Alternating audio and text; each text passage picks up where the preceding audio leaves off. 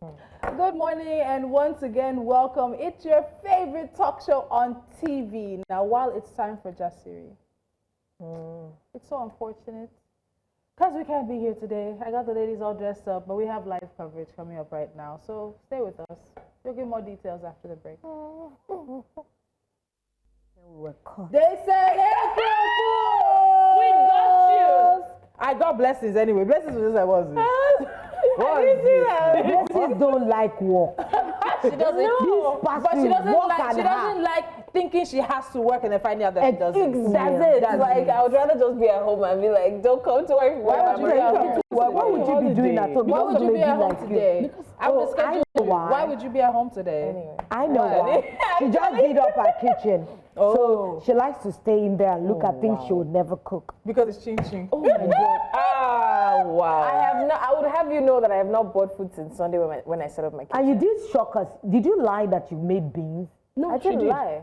You How really do you know did she made cook beans? beans. Did you eat it? I said, oh my God, You saw what? The cocoa. Did the beans done? Did you taste it? I'm not that bad. Wow. Oh my God, I'm a good cook. Really?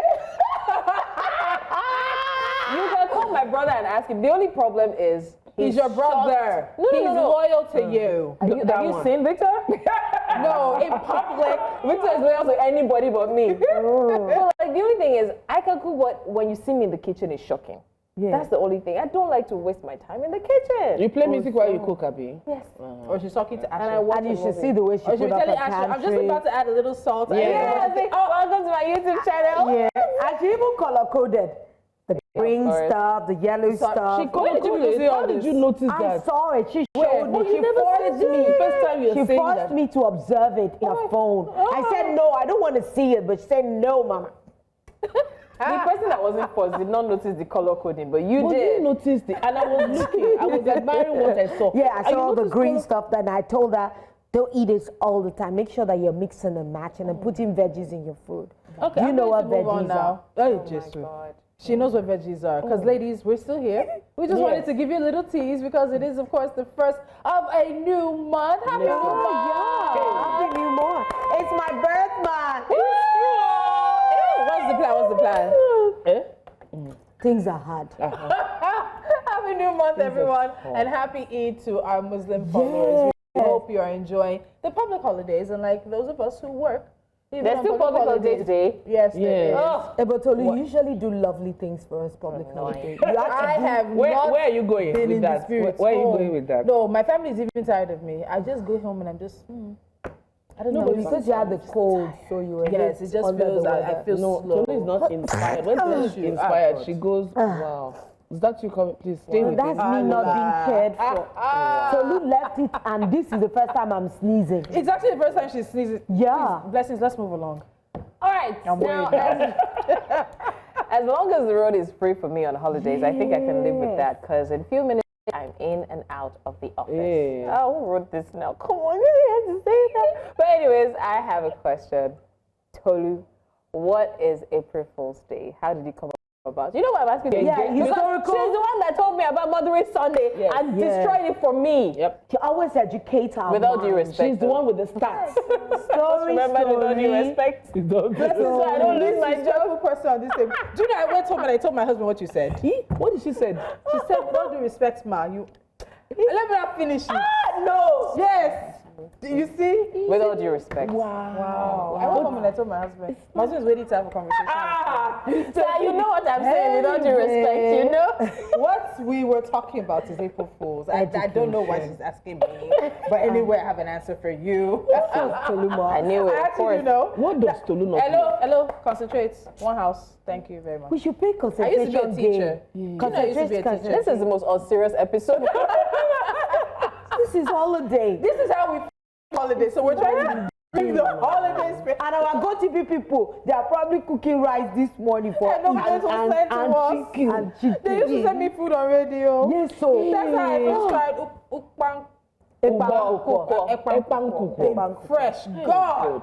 Oh, I had fans. Honestly, we did have great fans on radio. Some of One man us did on cook radio. a pot of goat's meat or her soup. But And then with again, fufu. times were different. Yeah. Things were not as expensive We as understand. they are. All right, so about April Fools, as we're saying. So it is actually celebrated on the 1st of April every year and has been celebrated for several centuries by different cultures, not African cultures, though its exact origins remain a mystery. Now, traditions include playing hoaxes or practical jokes on others, often yelling April Fools at the end to clue in the subject of the April Fool's Day prank. Now, however, its exact history is shrouded in some level of mystery. Now, some historians speculate that April Fool's Day dates back to 1582, when France switched from the Julian calendar to the Gregorian calendar. People don't know, the calendar you use has a name. Now, people who were slow to get the news or failed to recognize that the start of the new year had moved to January 1st and continued to celebrate it during the last week of March through April 1st became the butt of jokes and hoaxes and were called April Fools. Then there's also the link possibly to festivals such as Hilaria, that word should let you know, which is Latin for joyful, which was celebrated in ancient Rome at the end of March by followers of a cult.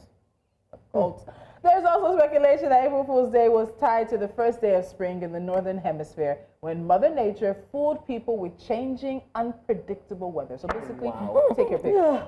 I almost did like this. See, that's how if you go on a game show now, they ask you a question about April Fool, I dare you not to have an answer. No, I know it's Hilarian calendar. Hilarian, If it's Gregorian, that go on a game Julian. show, we know which subject who takes. But When they ask did us you that question, put? all of us will look at Tolu. But You the better not Tolu let us put down. the day Amadioha told Congo that he should not go out, and he went out and he rained. No, That's April Fool. No, that's Catherine. That's our own. No, I love it. I love the notes that they said in cultures. It's not African culture. Because who do you want to prank? Africans, we don't like prank like, it's just now. No. And even now, some of the pranks I see, like the guys that do gunshots and somebody chases somebody, they will beat somebody one day. Yes. The fuel stations could have pranked us today and put fuel 200. I love you know. And the beating. No, but Because then imagine- the problem will be there will be casualties. I'm telling you, Before people will now not take it realize that lightly. it's April Fool. How can you People will joke not with take that? it lightly. You know that. You want to joke with my emotions? 200 naira fuel, My sister, I will even bring the tank of water in my house to come and buy. You buy all the kegs you can lay your hands on. But have you guys ever been pranked successfully? Yeah, On April I think 1st, I have. or Yeah, just- I have. Even in general, maybe. Oh yeah, I think I I've never think been it pranked was- It was successfully. when I've we never were been in surprised Wazobia, when Mr. Omagumi of blessed memory, they did a prank that he was having a asthma attack or something.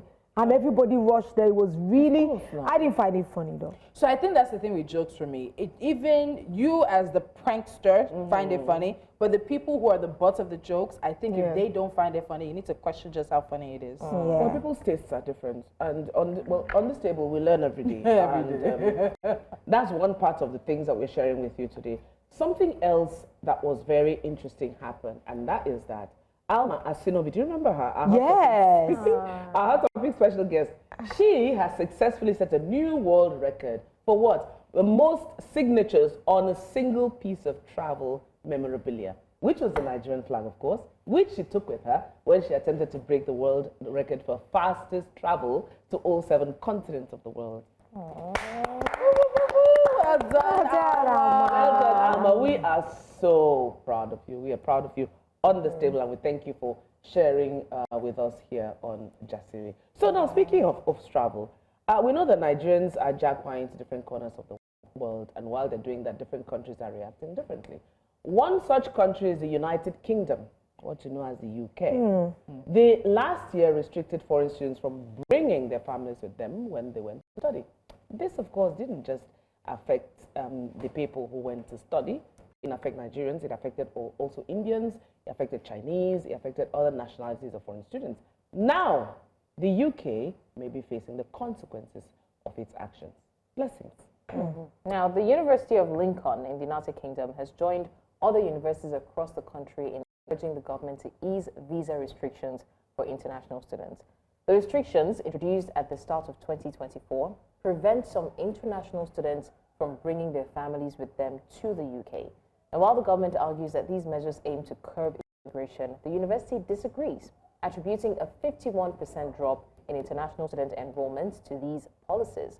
Like many institutions the University of Lincoln relies on income generated from international students' fees to compensate for the freeze on home tuition fees. The university reported that international students' applications fell from 2,995 in 2023 to 1,460 for the 2024-2025 academic year. Nationally, data show that the 393,125 visas granted in 2024 represented a 14% decrease from 2023. The university also said that the removal of dependent visas has made the UK a less attractive study destination in an increasingly competitive global education market, particularly for international master's students. It don't be. It don't be.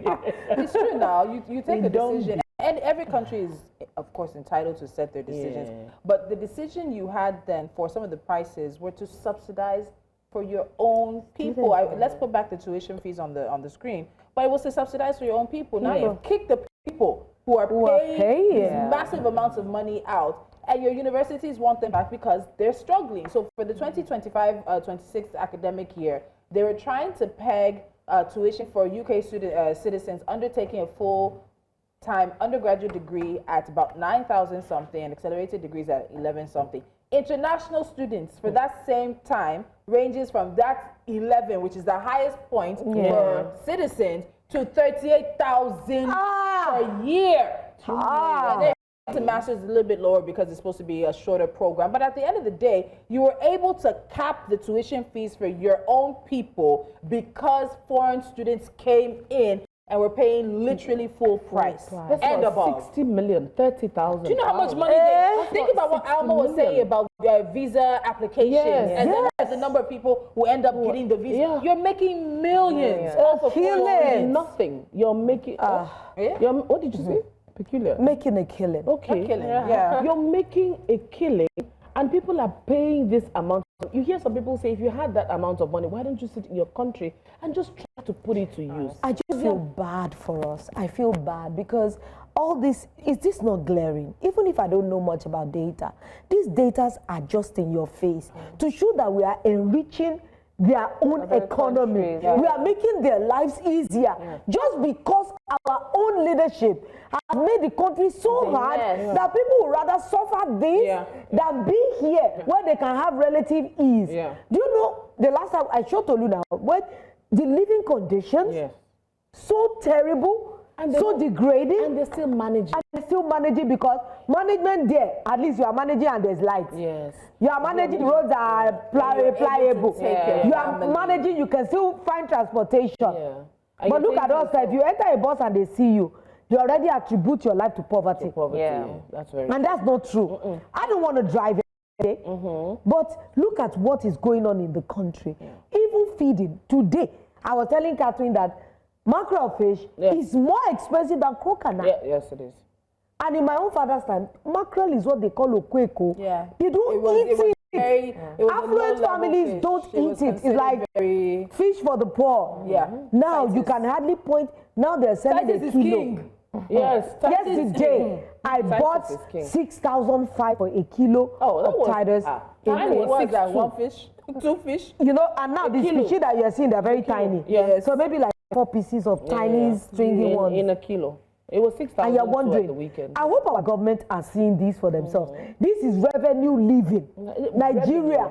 You know, the other part of that is they made a decision. They said they want to bring down net immigration, which is, you know, I've said it before. We've seen a tide turn away from globalization, which reigned for almost the past 30 or 40 years. People opening their arms to a situation where countries are becoming more nationalistic in view, meaning they want to focus on them and their citizens. Citizens are buying into it. There's a lot of othering going on, but it's very glaring to see. And now varsities are saying reverse this policy because eventually it's also going to hurt our people. Aside from that, let's be honest, how many of the people are also going to university? So that's a whole nother conversation. Another conversation. But the point I wanted to make is I like the fact that the UK, it's a FAFO. You blank around, you find out. The UK blanked around and they're finding out. Because now they're not a destination. People are thinking about the 4 years or how many years they have to do an undergraduate degree and what it means for their families, especially if you're young, you're married, you have kids. You your family to be with you. You don't want that 4 years apart. And so now the UK is not looking as interesting, attractive, or competitive. Yeah, they're looking shopping for other places. And let me tell you, I think there's going to be an easing. So there are exceptions to the rule right now. I think if you're on a government scholarship and if you're on some kind of, if you're doing some kind of research, so those are the exceptions of the people who can bring their families. But there'll be an easing. And I don't want us to get caught up when the easing happens. It eases because they only see us as, this is the UK, as pounds. Of course. As dollar signs. They're not easing because it's in the interest of us or the rest of the world. It's because it's in their interest. It's about money. I think what can happen from this, if you ask me, what can happen, I would think that, there will be an easing because they won't want to lose that amount of money per nada. But at the same time, while we can bring our dependents, people who want to come and study, while we can bring our dependents, I understand where they're coming from. You don't want a situation where the dependents come in and take over. The West has a problem with Africans coming to take over. They have that mentality, take over in the job market. Oyibos or the British or the Americans, sure, the Caucasians are not really naturally leaning towards care jobs, for example. There are some jobs that they're still doing they say no, they don't want to do. The farm. And then Africans or people from African descent are willing to do that. Yeah. And it's bringing in revenue. So now it's going to be a struggle between value, protecting what is intrinsically economic productivity as well. Yeah, Caucasian and of course economic progression. I think my thing as well. is pick a hustle. You don't want to see us as controlling. You don't want to lose control, but at the same time, you don't want to lose the money we're bringing. The catching is doing exactly, and unfortunately, this is not going to change because this will not prompt Nigeria's economy to be better. It will not prompt the people to do better. So unfortunately, we're just hanging on the balance. Exactly. Hoping that you can sell your father's house plus your neighbor's own to afford it. And because they always know that there will be visa applications to study. They will know that there are always Nigerians going to be moving out. I've said it before. They'll pick the cream of our crop. Exactly. Yes, of course. Anybody that is going abroad now to send their kids to school, trust me, they are not average families. They are the cream de la cream. There's some Let's not I don't even want to lie. mention names that have witnessed a surge in applications, and that's because they told me, Mom, people who send their kids abroad can't really afford it anymore. So they're bringing their children back I heard. to school here because it is cheaper. 38,000 pounds, guys, do the math. That's a lot of money. I think it's something we can research on because I've heard of a couple of people I know who have brought their children back for school. And there are different questions. There are conversations around that as well, but we can. But one other thing I want us to take note of as we go now is it's actually not Nigerians who overstay their visas the most in the UK. Illegal migration, these issues all tend to wear a brown or black face. Meanwhile, we're not the ones at the top. No, we're not of the the ones. overstay. But our bad behavior has made it seem but anybody who overstays is badly behaved. Yeah, well, let's talk to the Chinese and the Indians in that. Yes, but we're at going to least take a quick time. they don't go with their cause. Stories. Hold on. Today is a Hot Topics Day for us, and we're bringing you updates on some of the biggest stories that are happening here in Nigeria. But that happens after the break. Stay with us. Welcome back to the show. This is Jasiri. This is the show where you get all the latest news and stories happening across Nigeria and even beyond. You can join the conversation on our social media because we are at News Central TV. The recent killing of travelers in Uromi, Edo State, has ignited a firestorm of reactions. Reports indicate that the victims were en route from Port Harcourt to Kano, traveling in a truck when they were reportedly intercepted near midnight by local security operatives and vigilantes. When the local security found them in possession of Dane guns, suspecting foul play, the guards raised an alarm and accused them of being kidnappers. This provoked a mob attack that led to their brutal deaths. Following Islamic customs, members of the Hausa community gathered at the local cemetery to pay their last respects. During the funeral, it was revealed that the death toll had risen to 19 due to their large number, and all the victims were buried in a single grave. This incident had led protests in northern Nigeria, with residents expressing outrage over the unjust treatment of their compatriots, while the grieving families have called on the government to bring those responsible to justice. All right, so in response, on Monday, the Edo State Governor, Okpebholo, traveled to Kano State to extend his condolences and assured the governor that justice will be served.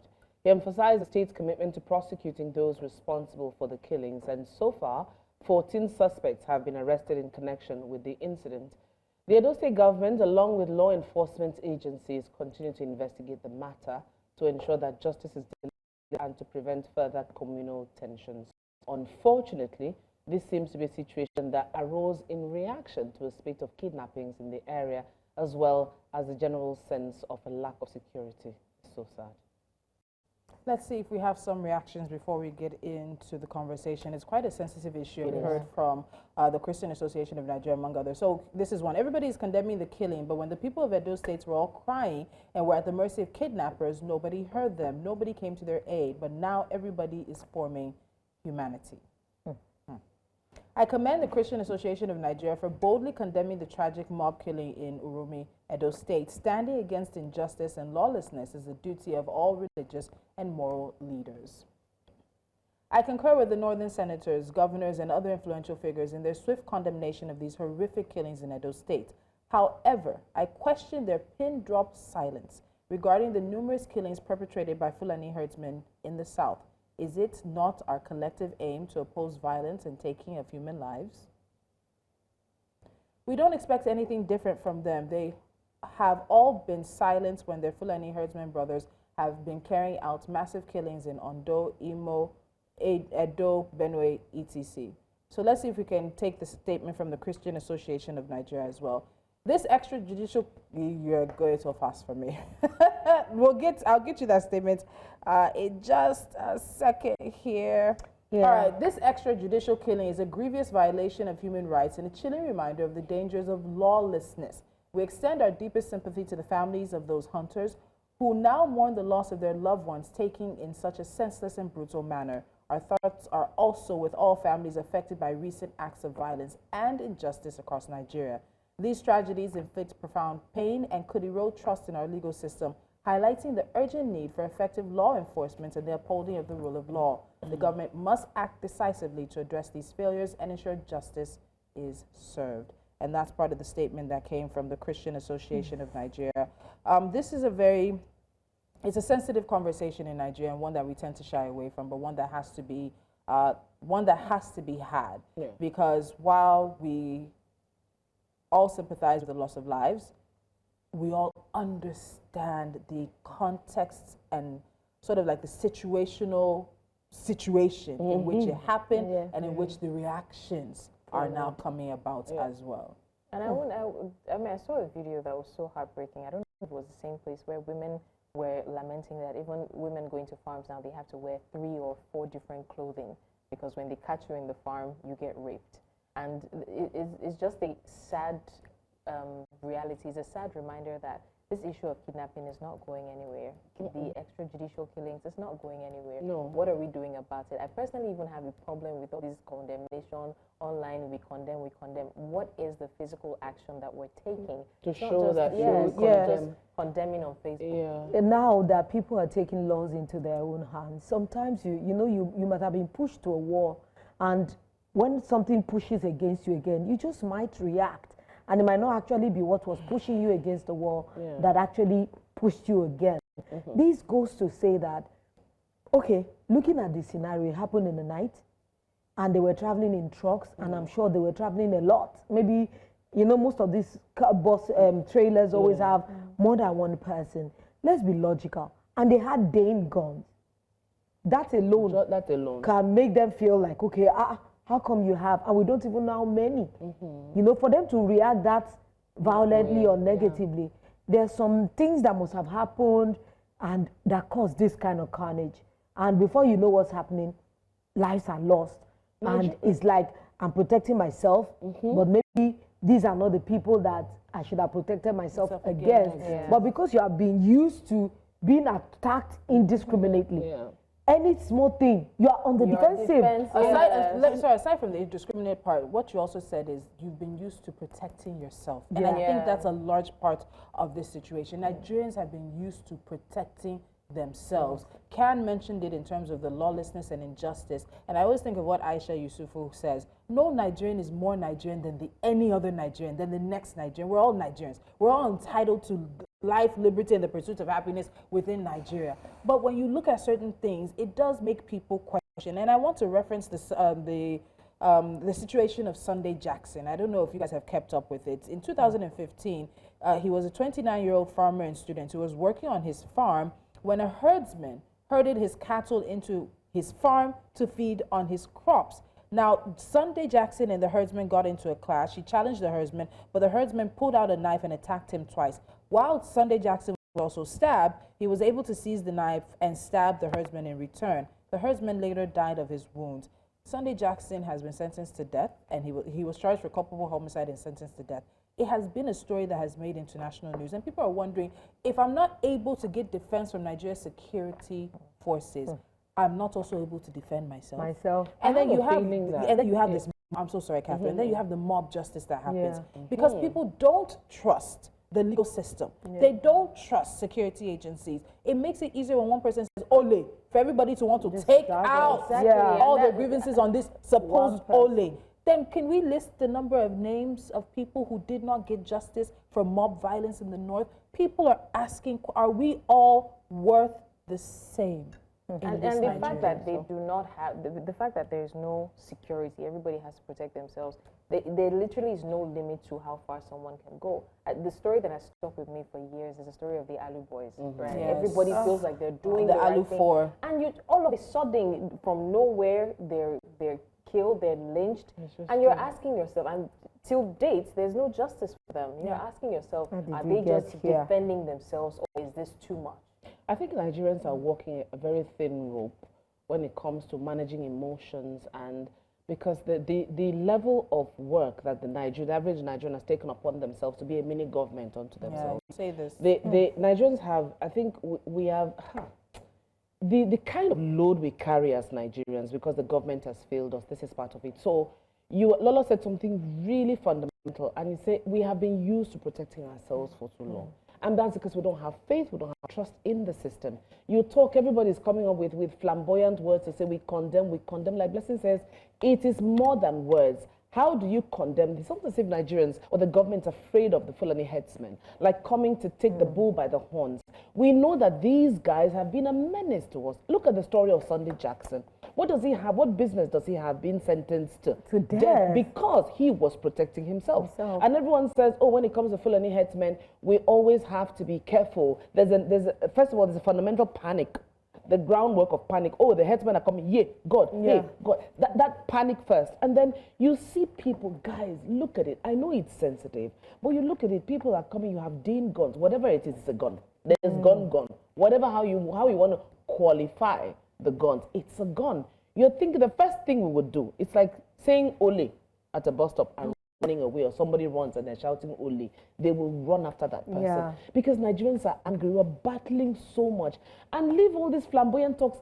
I respect every organization that has put out in the matter until we decide to take a stance against this. We'll always continue to hide behind flamboyant words. We have to tread cautiously because this is something that can border on civil unrest because this is like saying it's now the Southwest pitted against the North. So we have to be careful, even in our utterances, because anybody can take any word seriously. Like, oh, they don't even feel any remorse. See the way everybody is condemning. So we have to just tread on, very... But for how long? No, we because just have it to feels be like practical. People have been treading on that thin line of let's not get a reaction from some people. Yeah, but that's why we are where we are now. That's why we're where we are. Then everybody can react. Everybody takes their time. Different people react in different ways. And when you hear certain things on social media, you're like, are you trying to pour gasoline on this fire? Because you're making it seem like other people are not entitled to their reactions. We do know that. I'm just worried for us as a country because I don't want us to add civil unrest to hunger. This thing, whether we like it or not, is creeping on us slowly. It's creeping out. We have to face the music. If not, Lolo, what we are afraid of, they say you give life to what you give energy to. Whatever it is that you give life to, what it is that we fear, we are nurturing it gradually into existence. So for me, relevant authorities, if they can just come together and call it what it is, and decide that once and for all, it's been on social media, on the streets of social media, a woman was saying, she was saying from a place of pain that her mother died, they couldn't bury her in her village because of Fulani headsmen and everything that has been going on, and people have been managing it on their own. But when it has become such a mass killing like this, like has been in the news like this, it now begins to become, it begins to be very aware. People begin to understand that, this is now serious. It's no longer funny. But guys, whether we like it or not, there will be more uh-ohs in the future. If we don't start now to walk this path of what are we going to do and how we're going to stem this. Let's take a quick break. We do have more stories. We have more stories. Stay with us. Welcome back. You're watching Jasiri and we're live on all our social media platforms. Please feel free to join the conversations. And so we move on to our next story for discussions this morning. The confluence date is in our radar. The Kogi State government has announced a ban on public gatherings and convoy movements. Blessing, sorry. They cite security concerns, and this decision communicated by the Commissioner for Information, Kingsley Femi Fawo, is purportedly aimed at preventing potential disruptions to public peace.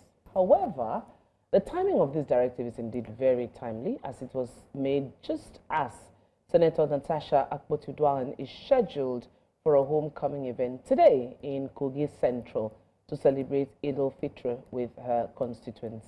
This has led to widespread speculation that the restriction is intended to obstruct the planned homecoming celebration of the female senator.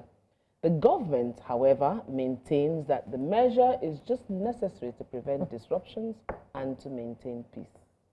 In reaction to what?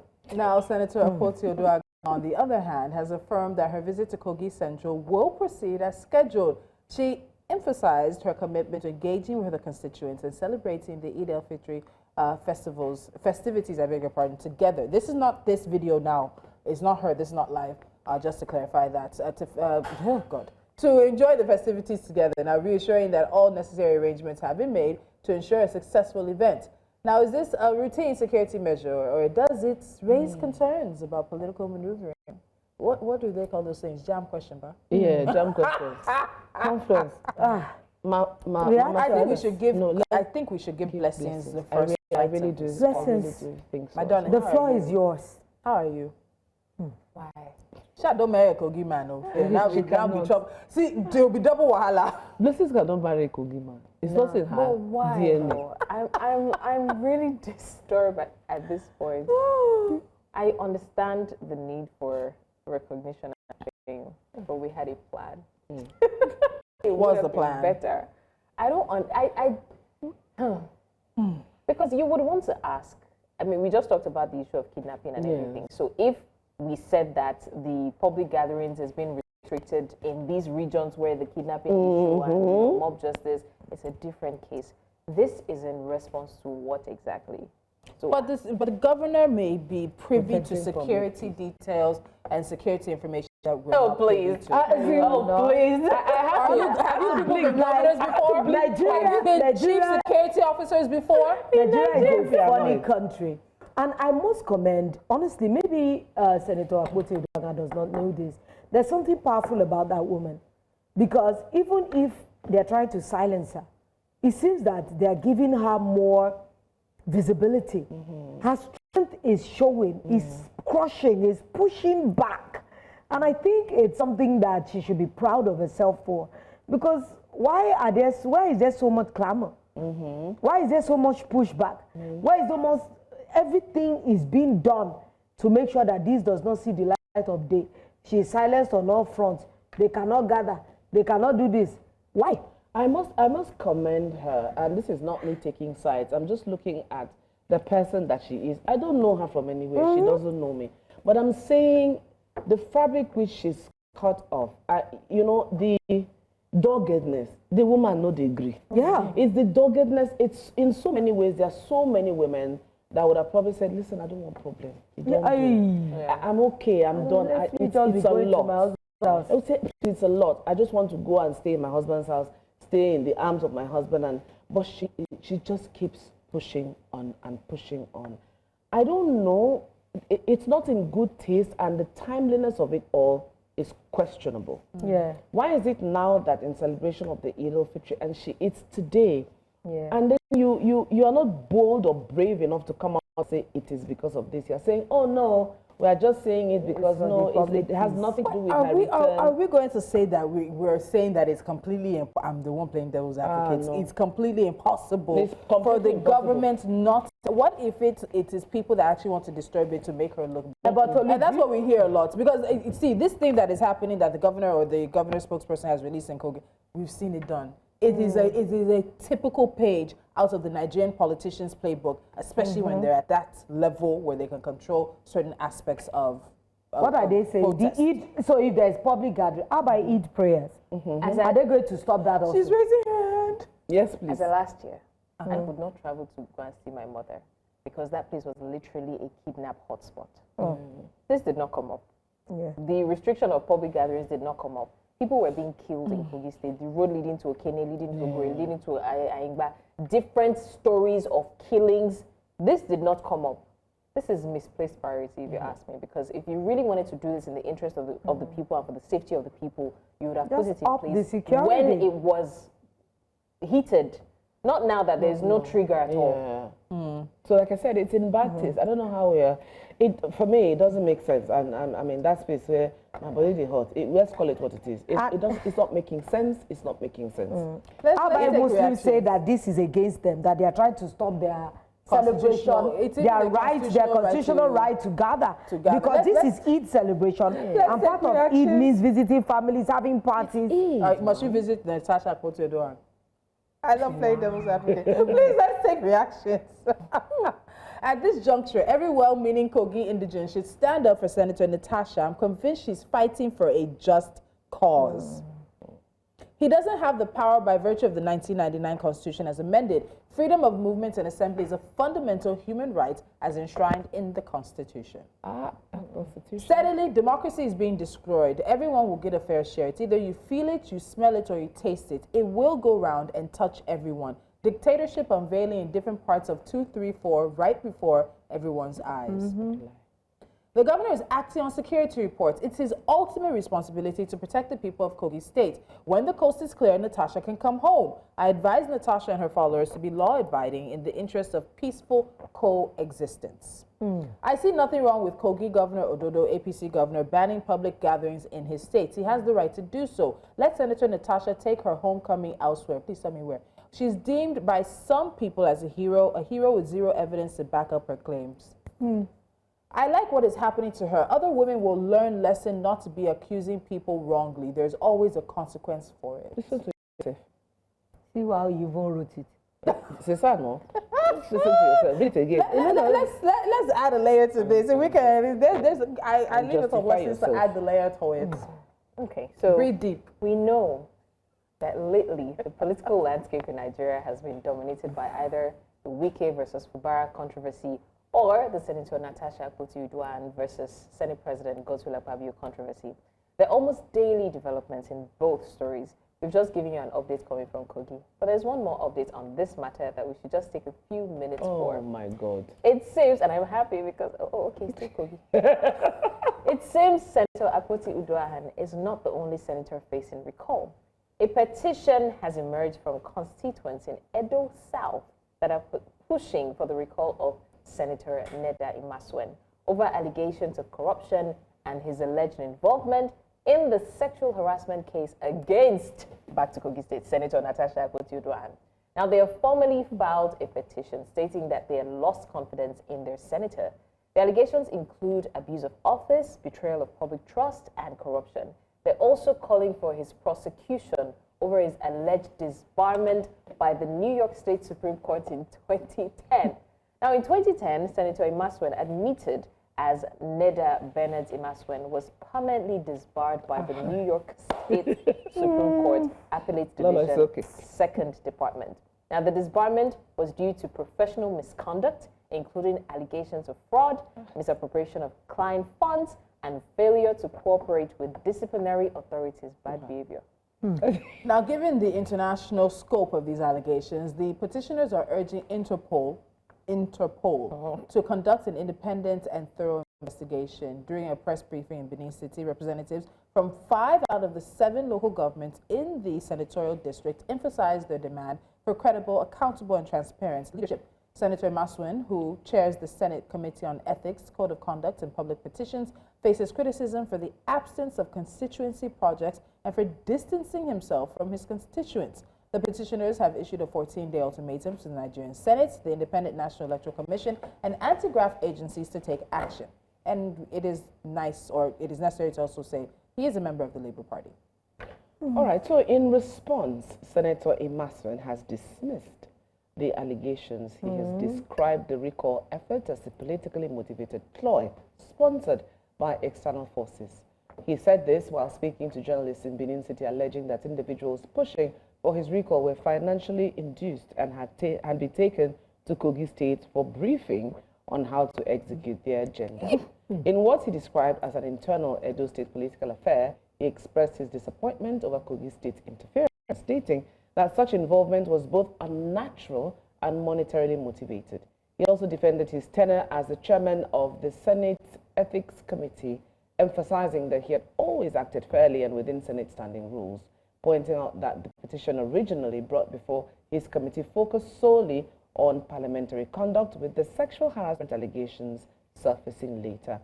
Senator Imasuen dismissed claims of bias against Senator Natasha Akpoti-Uduaghan, stating that her petition was invalid due to a Senate protocol stipulating that a petition cannot be signed by a senator. He warned those behind the recall effort to desist from politically motivated, baseless pursuits, maintaining his decisions had always been guided by principle and fairness. Okay. So we're going to be guided by time. We'll go for a quick break. We'll be back after this. I know, wow, I know that wasn't flattering. That look. Yeah. Oh, so sorry. I was trying to put together all the put a pieces lot of the situation story. in your face. Yes, I'm so sorry. I was trying to put together all the pieces of the story. You have no right to be worried like that. You're not from Kogi State. But this one is Edo now. You're not by yourself. Edo and Kogi. So, you know, I said it that day when this recall process started, that they had it, Jesus, that they had to be careful, because if you succeed in calling her, you break the jinx. You let Nigerians see that a recall is possible. Yeah. And he's here saying that his recall is politically motivated. The attempts to recall him, that people went to Kogi State, they were induced with money, they were taught how to recall him. He's disappointed. Are those the same thing that Senator Akpoti-Uduaghan should be able to say as well? All I'm saying is that all of them have opened this door on recall. Where it will take us, nobody knows. But I love it though, because I love it. I love it to death. And it makes Nigerians believe you have power. Finally, you can taste your power. I'm thinking Ebonyi side too, very soon will say probably they want to go. Oh, there had been some rumors and some rumblings about that. Once you open that door, like Tolu said, you've opened that door. What we are going to see is Pandora's box. I'm all for surprises and new experiences.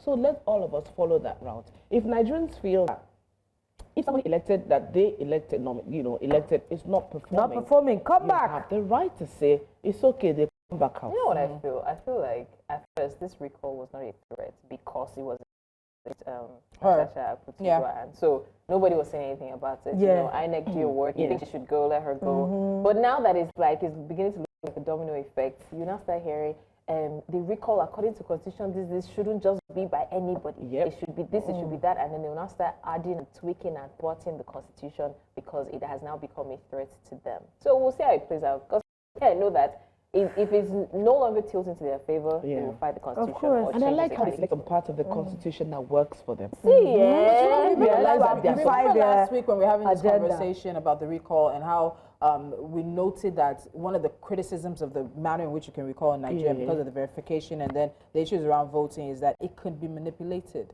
Not the recall, not the recall verification itself, but all the situations leading up to the recall, because you're playing with numbers. When you have inflated votes, and then you're saying this many people, or you have it's a mess. For me, the verification, that is the crux of the matter, because to be able to verify, that means it should take a long time, because I have gone to the bank before and I signed my signature and they said it wasn't aligning, and I to sign six times before they were able to say this one goes, and I was able to take the check with me. So there has to be So there must be a thorough. This one that they said, oh, there was no. They didn't submit emails and a day, addresses. just in the night. And by the time we woke up the next morning, they said all of these things. Did they submit it a close of COB? And so I'm also waiting to hear the comments from INEC, because INEC was literally almost giving us blow by blow, moments by moment. Yes. INEC, what you got to say now? Leading to that side, I want to know, how did they quickly submit? Did they submit after And then close they of even confirmed business? it has Is now that been legal? submitted. Because we woke up to the news. It wasn't like, oh, it happened during the day. Because I remember I woke up to the news. So there are so many intricate details that we want to know how you did what. And if they say X amount, over 400 and something people have signed the petition, okay.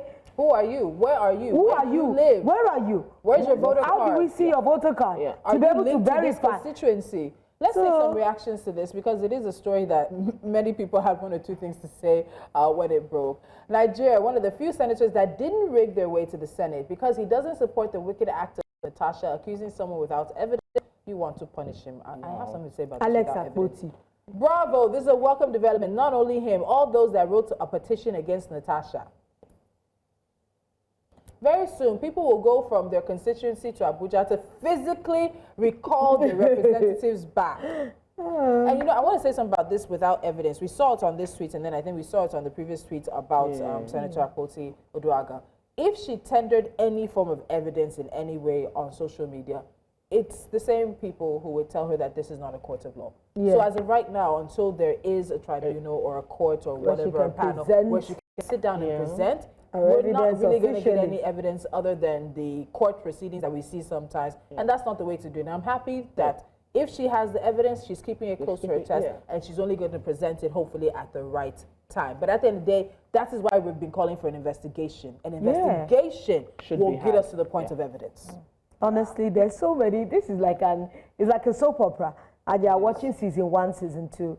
Honestly, we should go beyond all these things. Politicking has kept us in a chokehold for some time now. That the matters of the state have been pushed to the side. The matters of governance. Of governance, I mean, have been pushed to the side for a while now, because we are trying to grapple with all the internal fightings, all the rancors, all the butting of heads, all this power play. Those are the things we're dealing with. That's been at the forefront. And the real nitty-gritty of the suffering of Nigerians is still being slowly.